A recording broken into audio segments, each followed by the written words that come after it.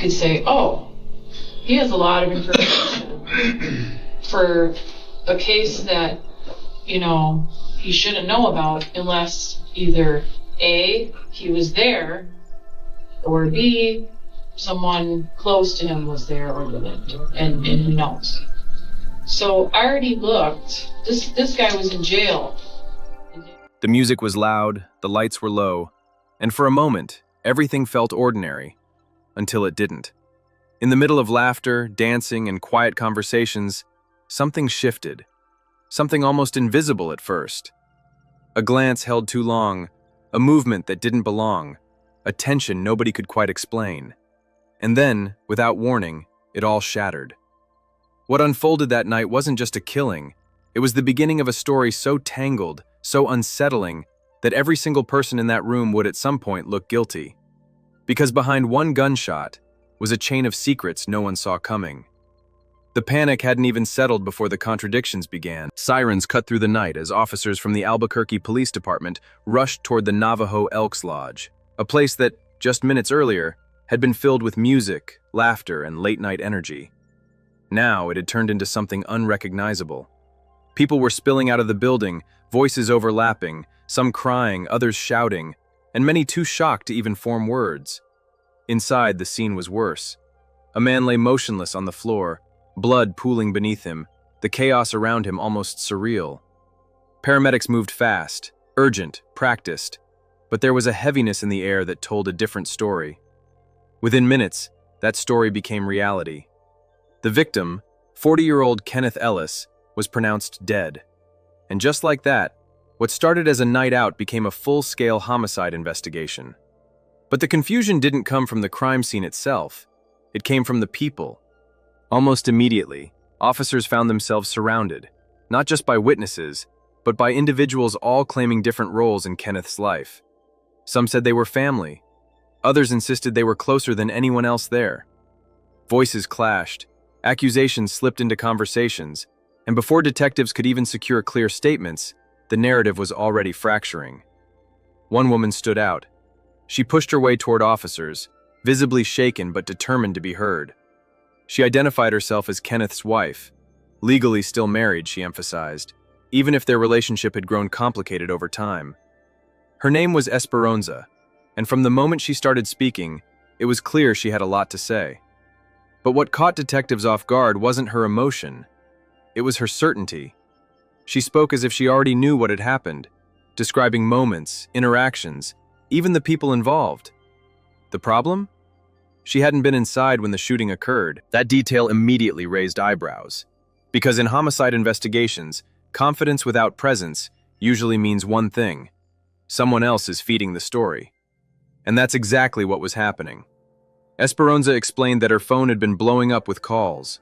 Different people from inside the lodge were telling her different versions of the same event, and none of them matched. One caller claimed the lights had gone out before the gunshots. Another insisted it was random crossfire. Then came a more chilling version. Someone walked up behind Kenneth and shot him in the head. And then, almost as if the story couldn't get any stranger, there was talk of a woman being the shooter. Each version more unsettling than the last. Each version pulling the truth further out of reach. Detectives listened carefully, but internally, they were already categorizing what they were hearing. Noise. Rumors. Panic-driven recollections.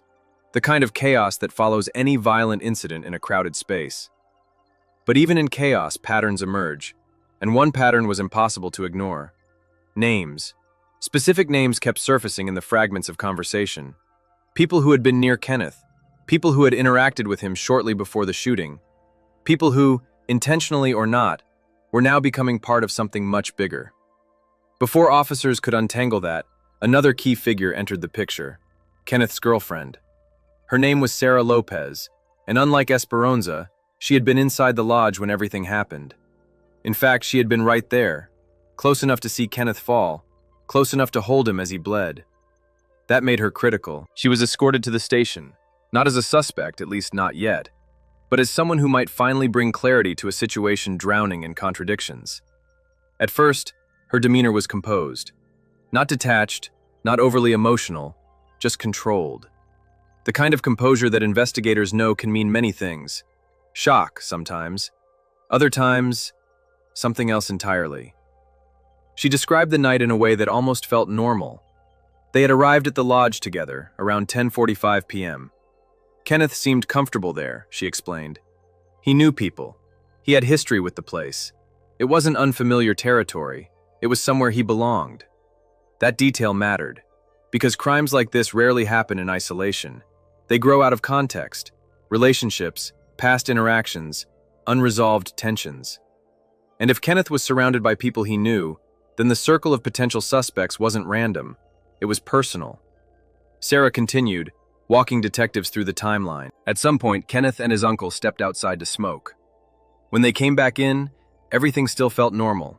Music, dancing, conversations flowing, nothing that would suggest what was about to happen. Then in an instant, everything changed. A sound, sharp, sudden.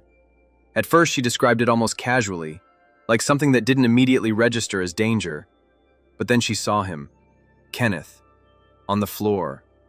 The shift in her voice at that moment was subtle but telling. She moved quickly, she said, turned him over, tried to find where the blood was coming from, tried to stop it, but there was too much, too fast, and no time. Detectives let her speak, not interrupting, allowing the narrative to unfold naturally. Because in interviews like this, it's not just about what's said, it's about how it's said. The pauses, the details chosen, the ones avoided. And one thing became clear. She hadn't seen the shooter. Not directly. She admitted that. But she did mention something else. Someone else. A woman nearby, seated at a table with a clear view of the dance floor. According to Sarah, that woman had seen more. Enough to identify movement. Enough to notice that two people, a man and a woman, had passed by Kenneth just moments before the shot. That single detail shifted everything. Because now, instead of one unknown shooter, there were potentially two individuals moving in coordination. Or at the very least, two people connected to the final moments before Kenneth's death. And suddenly, this wasn't just a chaotic shooting in a crowded room. It was starting to feel deliberate, calculated, like someone had been waiting for the exact right moment to act. And as detectives began connecting these fragments, one realization started to settle in. This wasn't going to be a simple case, not even close. If the night had felt chaotic before, what came next made it clear. This wasn't confusion. It was misdirection.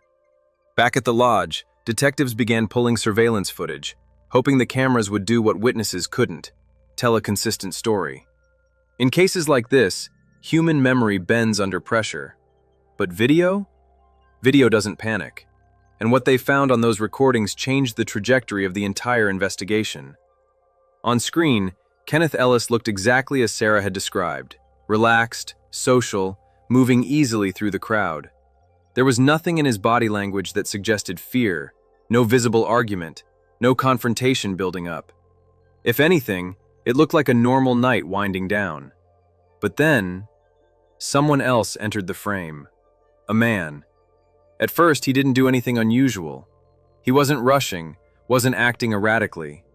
In fact, what stood out the most was how controlled he seemed. His focus, however, was unmistakable. His eyes tracked Kenneth with a level of intent that didn't match the casual environment around him. He wasn't there to socialize. He was watching. The man moved closer, step by step, blending into the crowd with precision. Then, just as he reached the edge of the dance floor, he disappeared, slipping out of the camera's view entirely. For a moment, nothing happened. Then Kenneth shifted, turning as if he was about to leave the dance floor. And that's when it happened. A hand entered the frame. Not the whole person, just the arm, extending from the blind spot where the man had vanished. In that split second, the gun was already raised. There was no hesitation, no warning, just a single, deliberate action. The shot. Detectives replayed that moment again and again, not because they needed to understand what happened, but because they needed to understand how. This wasn't random. It wasn't a fight that escalated. It was controlled, intentional, and executed with timing that suggested planning. And then came the part that sealed it. Another camera angle showed the same man leaving the lodge shortly after the shooting. No panic, no rushing, just a calm exit, as if he had done exactly what he came to do. That level of composure narrowed things down fast, because now, investigators weren't just looking for someone who had been present, they were looking for someone who had come prepared. And that brought them back to the names. One name in particular had been echoing through multiple interviews: John. It had come up through Esperanza. It came up again through Peter, Kenneth's uncle. Each time it carried the same weight, uncertainty mixed with suspicion. No one seemed to fully explain who John was, but everyone spoke about him like he mattered, like he was connected.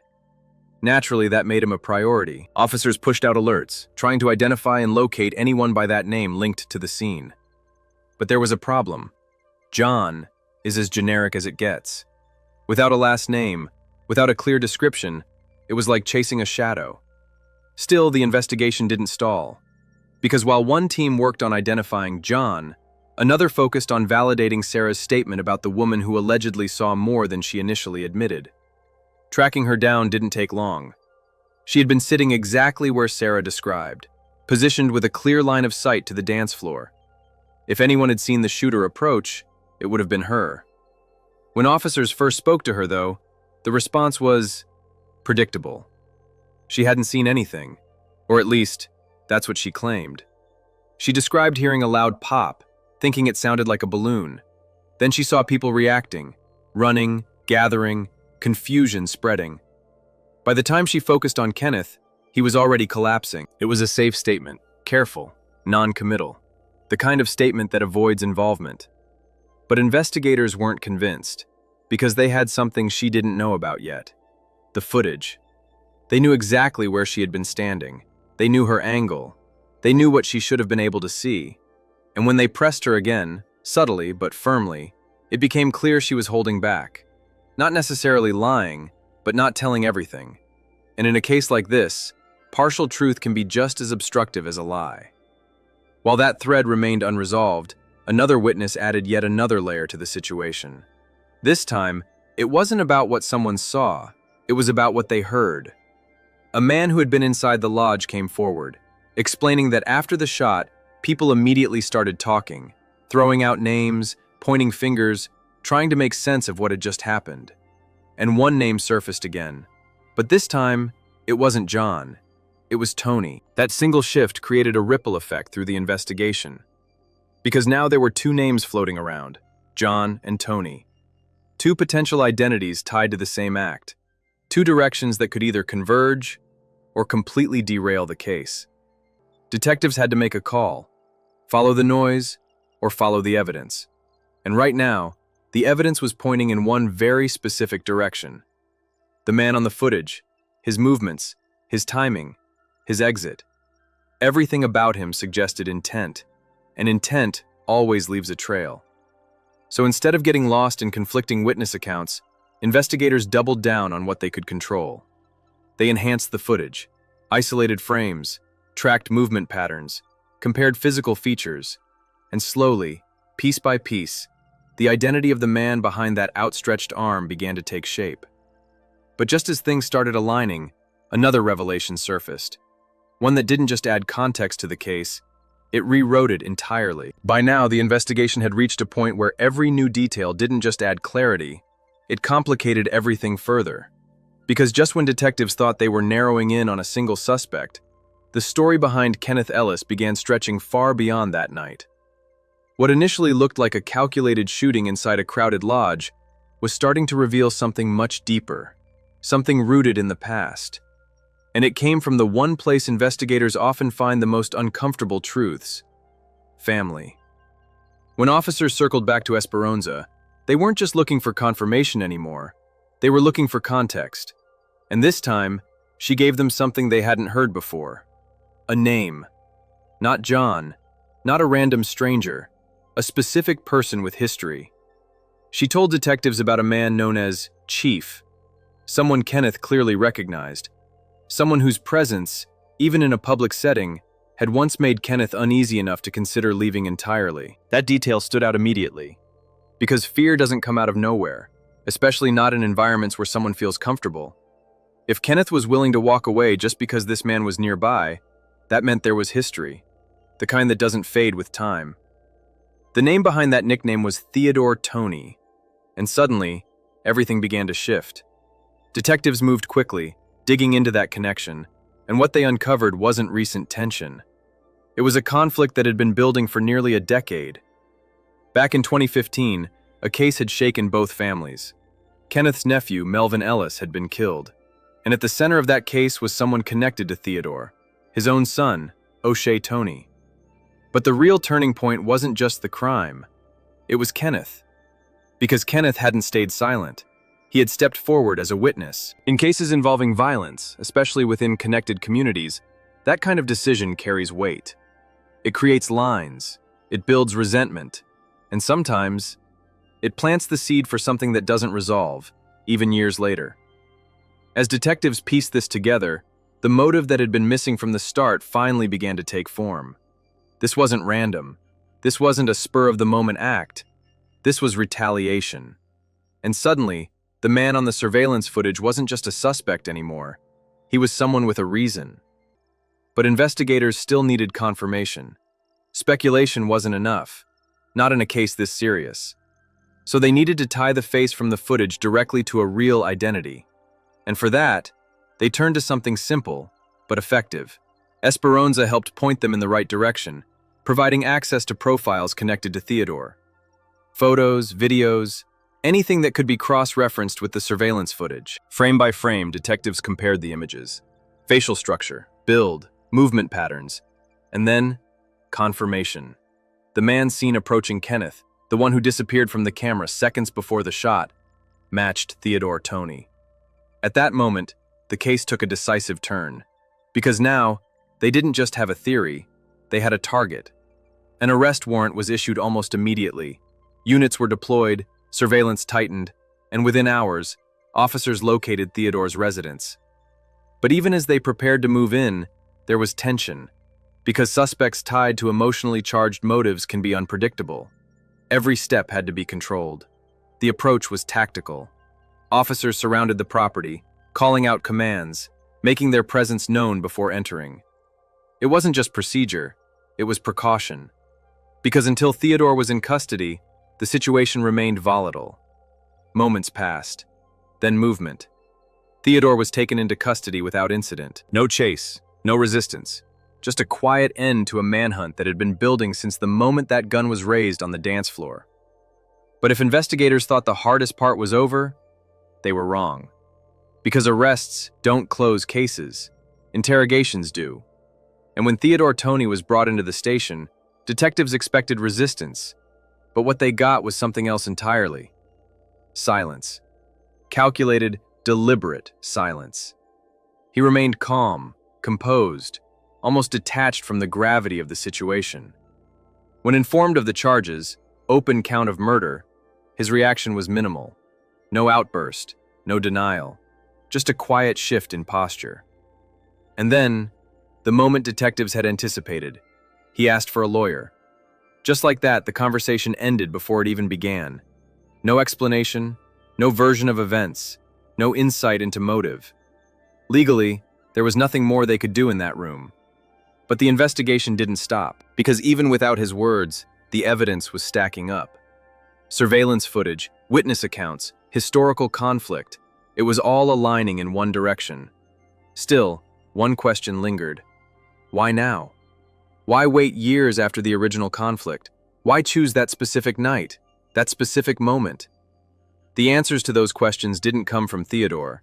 They came from somewhere else entirely. Because just when it seemed like the case had reached its peak, someone walked into the station with information that no one had been expecting. Information that didn't just explain the motive, it exposed the reason this murder had been set in motion in the first place. The silence from Theodore Tony should have been frustrating, and it was. But by this point, detectives no longer needed his version of events to understand what had happened. The structure of the case was already built. Surveillance footage, witness timelines, past conflicts, all pointing in the same direction. What they were missing wasn't the who anymore. It was the why now. Because revenge that waits nearly a decade doesn't just suddenly resurface without a trigger. And that trigger walked into the station on its own. A woman, connected to the victim's extended circle, came forward with information that immediately caught investigators' attention. Unlike the earlier statements filled with confusion and contradictions, hers was different. It was specific, grounded, and most importantly, it connected the past directly to the present. She explained that she had spoken with members of Kenneth's family shortly after the shooting. During those conversations, something disturbing came up, something that at first sounded almost unbelievable. There had been talk of a hit, not in the cinematic sense, not some organized crime narrative, but a belief circulating within the family that Kenneth had been targeted deliberately and recently. Detectives didn't interrupt her. They let her continue. According to what she had been told, the origin of that belief traced back to a case Kenneth had been involved in years earlier, the same 2015 incident where his nephew, Melvin Ellis, lost his life. A case that had already linked the Ellis family to the Tonys in the worst possible way. But now, there was a new development.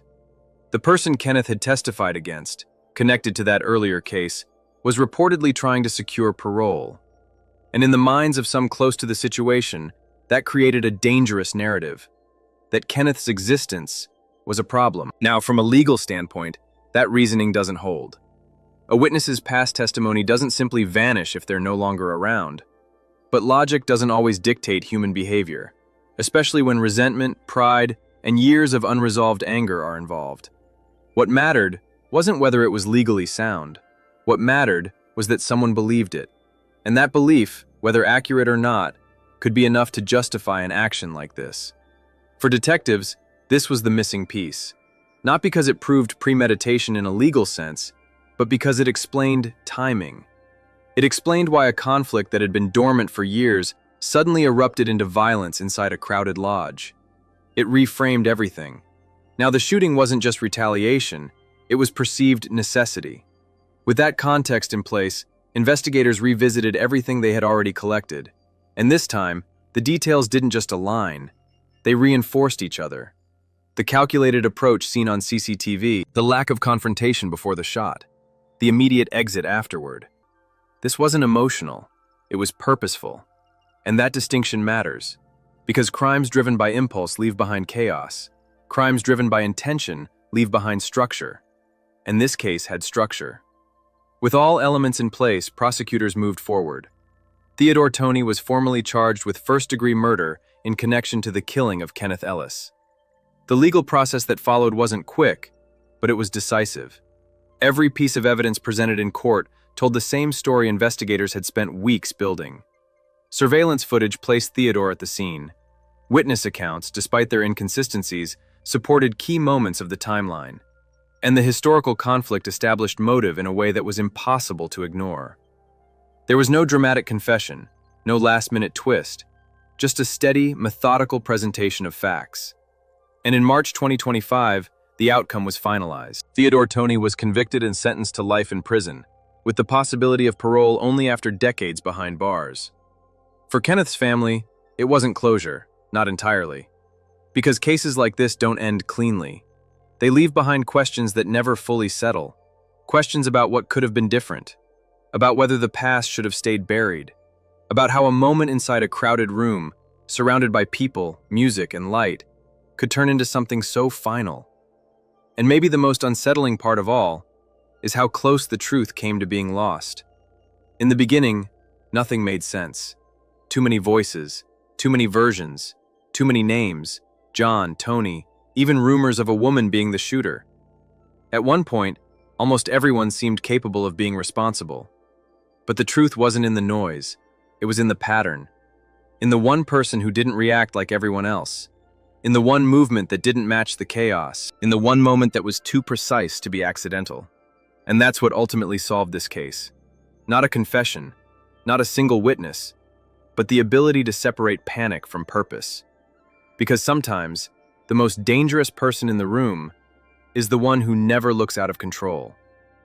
If you made it this far, you already know this case wasn't straightforward. And honestly, that's what makes it so unsettling. So before you go, make sure you hit like, subscribe, and share this with someone who's into real, layered, true crime stories like this. And I want to hear your take on this. Do you think this was purely revenge? Or was it something deeper that had been building for years? Drop your thoughts in the comments, Because in cases like this, every perspective reveals something new.